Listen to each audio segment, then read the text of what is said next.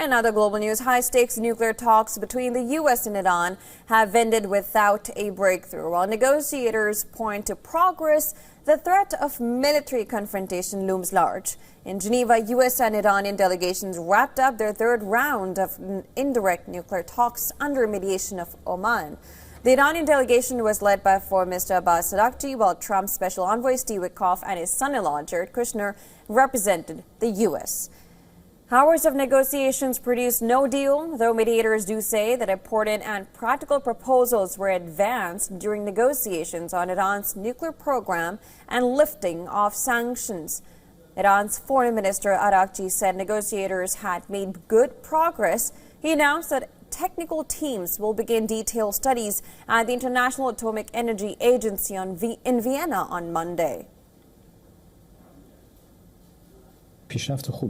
We made very good progress and entered into the elements of an agreement very seriously, both in the nuclear field and in the sanctions field. We decided that the technical teams would start technical studies at the International Atomic Energy Agency in Vienna on Monday, and with the help of experts from that organization. For our next meeting, the fourth round, it was agreed that it would be held soon. I think we will have this meeting in about a week.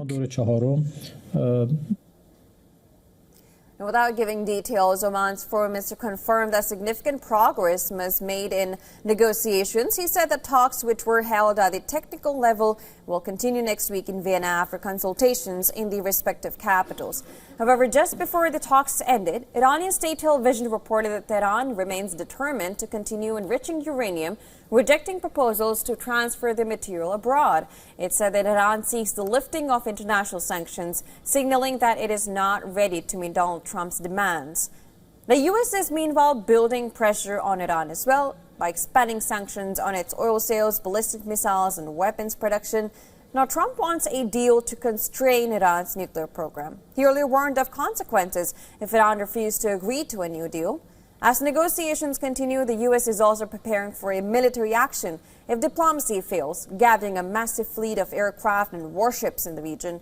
According to U.S. officials, the Pentagon has activated its first kamikaze drone unit, known as Task Force Scorpion. This unit is now in operation in West Asia and on standby if Trump orders strikes on Iran.